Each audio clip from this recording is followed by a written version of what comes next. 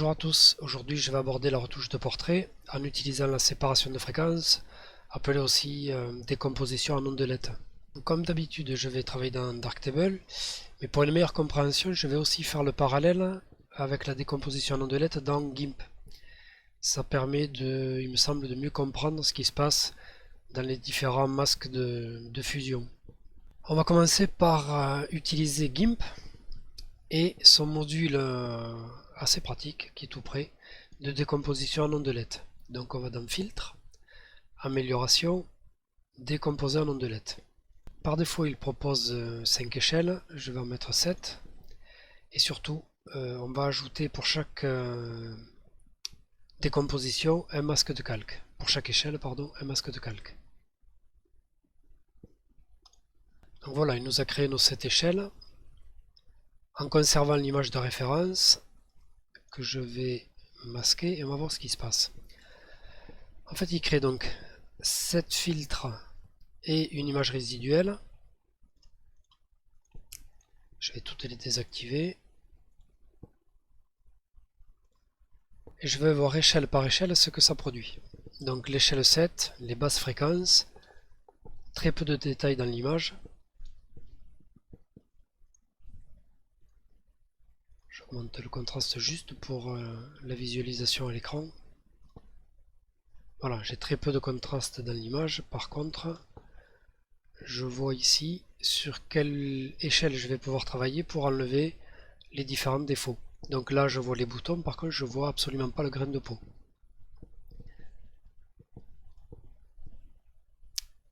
Échelle 6, même chose, mais avec un peu plus de détails.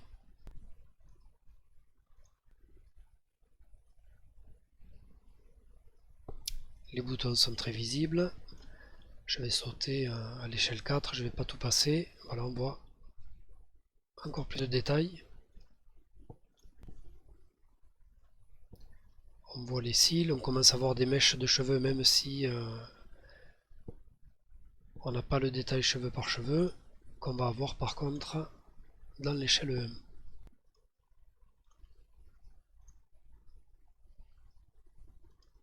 Donc là j'ai tous les détails très fins, on voit que par contre les boutons n'y sont pas, quasiment pas. Ceux-là ont disparu, ceux-là ici ont disparu, il reste encore un petit peu ici. Donc ça veut dire que pour enlever les boutons, je ne vais pas travailler sur les échelles de haute fréquence, je vais plutôt travailler sur les échelles de basse fréquence. Il reste une image ici qu'on appelle le résiduel, image résiduelle. C'est en fait ce qui n'a pas pu être pris en compte dans la décomposition. Donc la fusion de toutes ces échelles par-dessus l'image résiduelle dans laquelle on retrouve toutes les infos de couleur notamment. Si je l'enlève, je vais avoir voilà, tous les détails, mais je n'ai plus de couleur. Donc le résiduel, ça permet de remettre la couleur. On ne travaillera pas sur cette image là, sur ce calque là, pour faire la retouche. Donc on va faire le parallèle avec Darktable et voir avec quel module on va travailler, à savoir le module ici retouche. Donc si vous ne l'avez pas, pour rappel, vous pouvez le faire remonter dans plus de modules. Vous cliquez ici sur retouche de façon à ce qu'il soit en grille plus claire. Alors là, la séparation de fréquences est beaucoup plus simple. Vous avez ici toutes les échelles sur lesquelles on peut travailler. Je vais faire comme pour GIMP, je vais travailler sur 7 niveaux. Même principe, on a ici une image résiduelle, alors je vais les afficher, voilà, où on a des informations de couleur, et nos échelles en partant ici de la fréquence la plus basse, des basses fréquences. Voilà. Donc on retrouve quasiment la même chose, les boutons très visibles. Je monte en fréquence, on commence à avoir du détail, les boutons toujours visibles. Je monte en fréquence, les boutons moins visibles, mais par contre le grain de peau commence à s'afficher. Donc on va travailler peut-être sur ce calque là pour adoucir le grain de peau. Et je continue. De plus en plus de détails, donc après il faut zoomer pour pour voir ce qu'il se passe. Je continue, échelle 7, échelle 2 pardon, et échelle 1, détail encore plus fin. Je reviens sur l'échelle 7, on voit bien la différence. On va revenir dans GIMP et voir comment on peut agir sur les différentes échelles et quelles conséquences ça va avoir sur l'image. Donc pour rappel, les boutons se trouvaient plutôt dans les basses fréquences, entre l'échelle 5 à 7, 4 à 7 on verra, et le grain de peau qui nous intéresse plutôt 4, 5, peut-être 6. Là pareil, ce sera selon les essais. Il y a plusieurs façons de travailler. Dans ce cas là, je vais utiliser les masques de calque qui permettent de faire un travail non destructif, c'est assez pratique pour revenir sur les différentes retouches. Donc rappel du principe des masques de calque. Par défaut, ils sont opaques, c'est-à-dire que chaque calque sera fusionné et tout le calque sera visible. Si je rends un masque de calque, si je le peins en noir,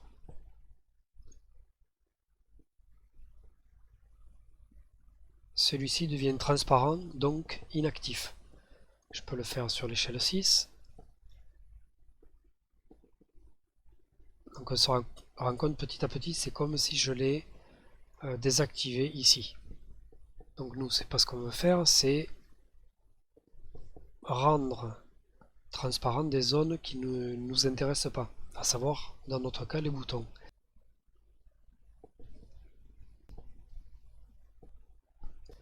Donc on va commencer par travailler sur ce bouton-là.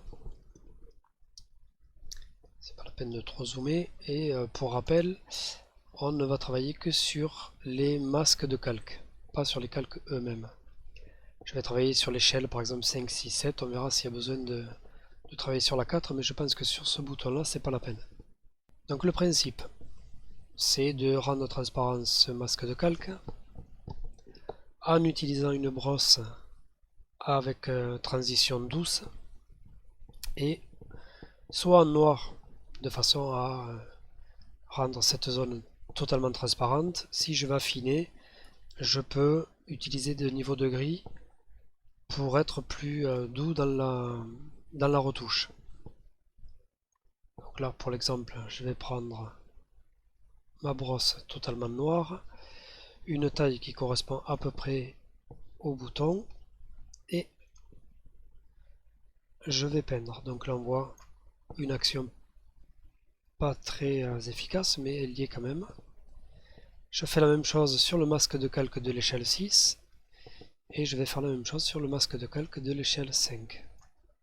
On voit très bien la différence donc avant, après. Du coup, je peux aller faire ça sur d'autres boutons. Donc en fait, je fais plusieurs boutons à la fois sur une même échelle. Ça permet de travailler plus vite. Donc j'ai vu que 5, 6, 7 suffisait pour ces boutons. Je pourrais même ne pas retoucher la 7 ici. Ça irait très bien. J'ai oublié celui-là. Je vais le faire que sur la 6. Voilà, 6, 5 et 4. Un petit peu plus compliqué celui qui est près du cheveu. Donc je vais diminuer la brosse. Échelle 4, le masque de calque. Échelle 5. Ça pourrait suffire.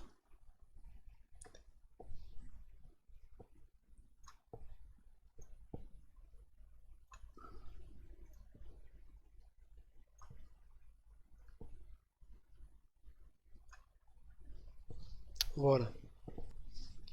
Et pour finir, celui-ci.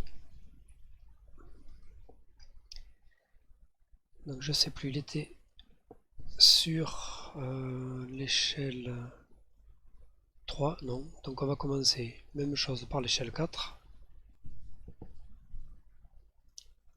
Je réactive tous mes calques. Je sélectionne mon masque de calque de l'échelle 4. une taille de pinceau un peu plus grosse et je commence à peindre. Donc là, c'est pas mal. Je pense que je vais pas aller plus loin parce que déjà on voit que ça commence à rendre le tour noir. Non, c'est pas bon. Je vais rester sur l'échelle 6 et ne pas agir sur la 7, c'est pas grave. J'aurais pu toucher celui-ci aussi.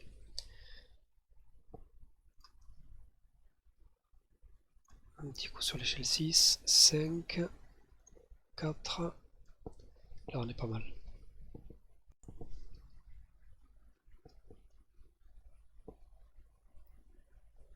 Donc on peut voir un avant-après avec retouche ici et sans retouche. Donc on voit ici quand même que le bouton très marqué ici laisse des traces. Ça va disparaître dans la deuxième étape. Donc là on va s'attaquer au grain de peau. Pour faire une retouche un peu brutale, on pourrait directement jouer sur les échelles 1, 2 ou 3. Ça rend quelque chose de pas terrible. Donc moi je vais commencer par la 4, on va voir si c'est acceptable ou non.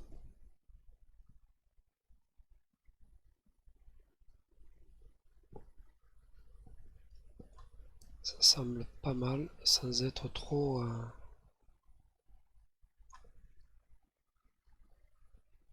marqué. Donc là je vais le faire rapidement, mais il faudra être un peu plus précis et notamment jouer sur les masques en fonction des zones qu'on veut travailler.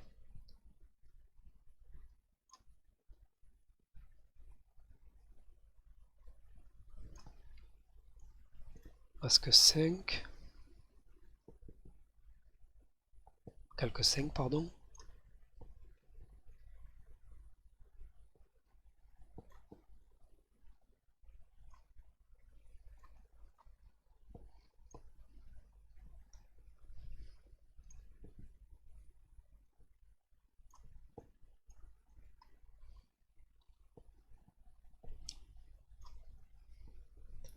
Même chose sur le 6, alors on voit que là j'ai oublié un autre bouton. Donc, je suis sur le 6, je vais l'enlever. 5, même chose. Et 4. Voilà, sans y passer 1 heure, on a quelque chose, c'est quand même un peu brutal. Je pourrais enlever, adoucir un peu le calque 4.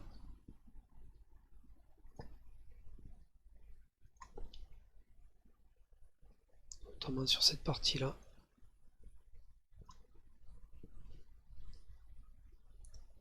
Et utiliser quelque chose de plus doux. Voilà. En utilisant donc une couleur grise pour ma brosse, ça rend mon calque moins transparent. Je vais l'afficher. Voilà, donc ici j'ai peint en gris. Je vais voir ce que ça donne. Non. Au niveau du calque, sans l'image résiduelle justement.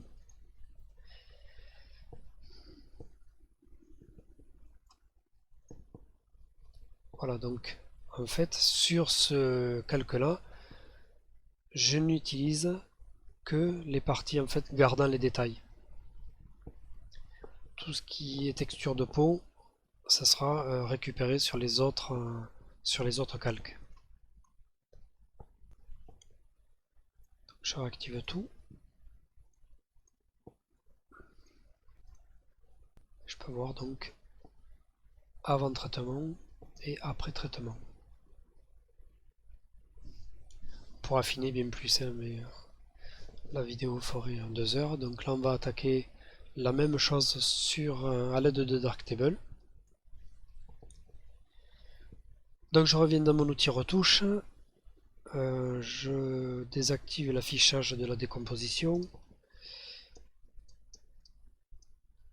Et là, même chose, plusieurs façons d'agir, soit en clonage direct, soit un outil qui est assez puissant, qui est l'outil de correction. Et là, le gros avantage, c'est que donc j'ai ma décomposition en ondelette. Donc je rappelle les basses fréquences à droite, les hautes fréquences à gauche. Et je vais pouvoir, contrairement à GIMP tout à l'heure, travailler sur plusieurs échelles à la fois. Alors, pour agir de cette façon-là, on commence par choisir le calque le plus orienté vers les basses fréquences, le plus bas. Je pourrais démarrer à l'échelle 6 ou 5, là je vais démarrer à l'échelle 7, et je vais placer le curseur du haut, par exemple, sur le calque numéro 4. Ce qui veut dire que ce que je vais faire sur ce calque-là va se répercuter sur les 4 suivants. Une fois que j'ai choisi le nombre d'échelles sur lesquelles je voulais travailler, là donc de 1 à 4, je vais choisir une forme, donc pinceau, cercle, ellipse ou chemin, et surtout l'algorithme. Dans notre cas, ça sera l'outil de correction que je trouve le plus efficace pour la retouche des tâches ou des boutons. Donc pour sélectionner une forme et pas avoir à venir la chercher entre chaque bouton, je vais me positionner sur la forme, appuyer sur CTRL, clic gauche. Comme ça, je vais pouvoir travailler ce bouton, celui-ci, celui-ci, celui-ci, sans à chaque fois venir sélectionner la forme. Donc, je vois ici que ma forme est un peu petite. Pour l'agrandir, j'utilise la molette donc de la souris dans un sens ou dans l'autre. Idem pour la zone de transition. Pour la faire grandir, je clique sur Shift et j'agis sur la molette. On voit une petite croix qui permet d'indiquer la zone source de modification. Pour la déplacer, je vais prendre par exemple ici, je fais Shift, clic gauche, et je vois que ma zone de référence se situe ici. Alors là c'est un peu loin pour ce bouton là. Je vais la placer légèrement au-dessous et dans le dégradé identique. Clic gauche, on voit que le bouton a disparu, même chose ici, clic gauche, je vais changer la zone de référence, clic gauche, et ici par exemple clic gauche sur celui-ci, clic gauche, et je pourrais par exemple ici utiliser l'outil chemin en gardant l'algorithme correction, une zone de référence un peu plus proche, et je dessine autour de ces deux boutons, je ferme avec le clic droit, voilà, et je ramène dans une zone de couleur qui correspond à cette zone là. Un petit bouton ici avec une zone de transition plus petite. Je vois que la zone de référence n'est pas bien ciblée, je peux la reprendre et la décaler de façon à ce que le cheveu revienne à la position voulue. Donc on peut voir ce que ça donne avant la retouche et après la retouche. J'en ai rajouté sur le front et un petit peu sur la pommette ici. Maintenant on va voir comment adoucir la peau. Pour simplifier, enfin pour rendre la chose plus lisible, je vais créer une nouvelle instance du module retouche de façon à ne pas interférer sur ce qu'on vient de faire. Donc celui-ci je vais le renommer tâche, bouton, peu importe, et ici retouche peau. Même chose, je vais utiliser cette échelle, donc on obtient la même chose. Voilà, les différentes échelles, basse fréquence, haute fréquence. Et je vais travailler uniquement pour commencer sur l'échelle 4. Je vais choisir la forme pinceau, l'outil flou et plus correction. Et je vais aller voir au travers des échelles quel grain de peau me paraît le plus judicieux à traiter. Donc échelle 7, c'est peut-être des fréquences trop hautes. C'est un grain de peau qu'on veut conserver. C'est une texture assez fine. Pardon, échelle... alors c'était pas échelle 7, c'était échelle 1, je les prends toujours à l'envers. Échelle 2, ça reste une texture assez fine. Je vais aussi la conserver. Échelle 3, ça passe. Voilà, échelle 4, c'est la partie la plus marquée de la texture, donc c'est là-dessus que je vais travailler. On voit ici la brillance sur le nez. Peut-être un petit peu sur l'échelle 5. Et après on verra si ça apporte quelque chose sur les deux autres. Donc je me place sur l'échelle 4, j'enlève l'affichage des masques. Et on va commencer à passer le pinceau sur les zones concernées par la modification. Donc je le fais assez grossièrement, juste pour la vidéo. Je ne vais pas perdre de temps sur ça. On voit déjà l'effet ici qui est pas mal sans être trop marqué. Je vais continuer sur les autres parties.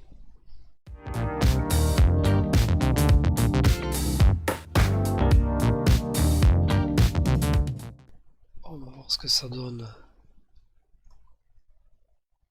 plein écran. Et là, il y a plein de façons d'agir pour affiner le travail. Soit, et j'aurais pu le faire dès le départ, j'adoucis ici le masque d'opacité de chaque forme, que ce soit pinceau, chemin ou autre. Soit j'applique un masque de fusion global au module, ou encore une fois je travaille sur plusieurs calques. Là j'ai vu que j'avais travaillé sur calque échelle. J'ai travaillé sur l'échelle 4 uniquement, mais j'aurais pu par exemple, on va voir ce que ça peut donner. J'aurais pu travailler sur l'échelle 5, donc je coupe ce que j'ai sur l'échelle 4, je le colle sur l'échelle 5, et avec ce curseur là je viens de dire que je travaille sur l'échelle 5 et 4. Je vois que j'ai affiné un petit peu le travail. Maintenant je peux faire la même chose, je le coupe, je le colle sur l'échelle 6. Voilà. Donc on voit que le travail est plus fait en appliquant sur 3 échelles. Si je le mets sur la 7, je pense que ça aura assez peu d'intérêt. Le grain de peau ne se trouvant pas sur cette échelle-là.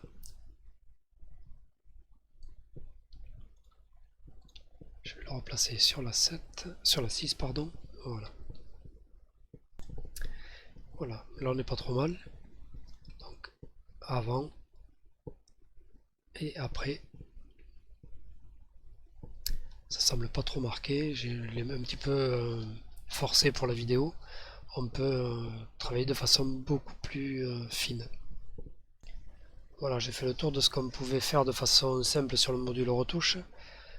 On peut revoir le module égaliseur qui peut avoir son importance sur la mise en valeur des yeux, en y ajoutant aussi une petite retouche d'exposition.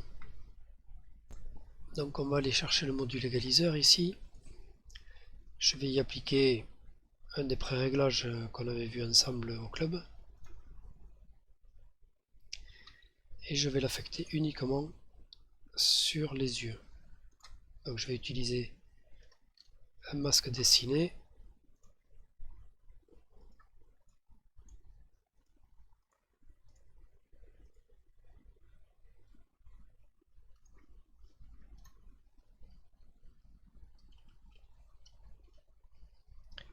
j'agrandis la forme et je réduis la zone de transition.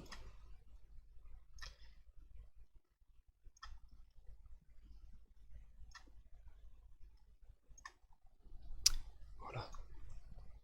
Œil droit, même chose.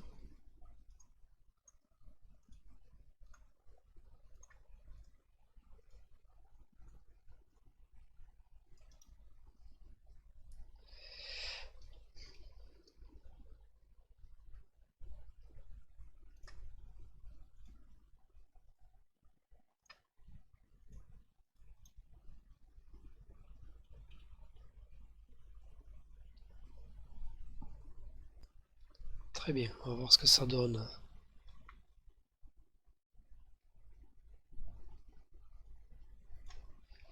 avant et après. Je vais supprimer le dessin. C'est pas très marqué, je vais utiliser celui-ci. Alors les masques sont partis puisque c'était un pré-réglage. Je les rappelle. Et masque 3, très bien.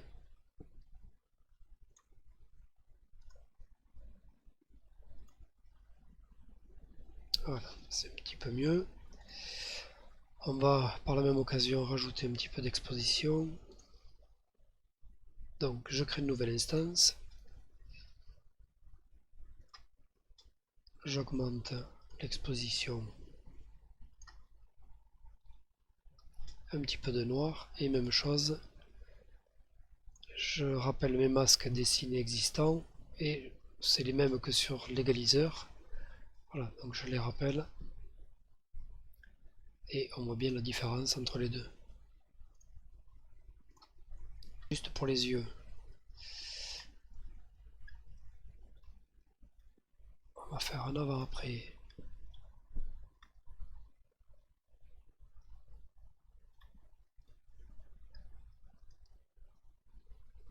Voilà, on voit bien la différence.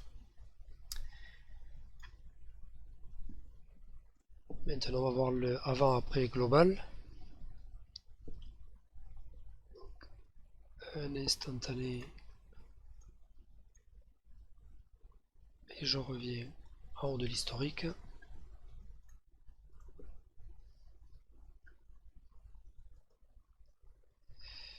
Donc c'est pas mal. On voit bien la différence, le traitement de la peau, l'éclaircissement des yeux et les taches qui ont disparu. Donc voilà pour le module retouche qui peut être utilisé sur les taches et sur la texture, et égaliseur exposition pour les yeux.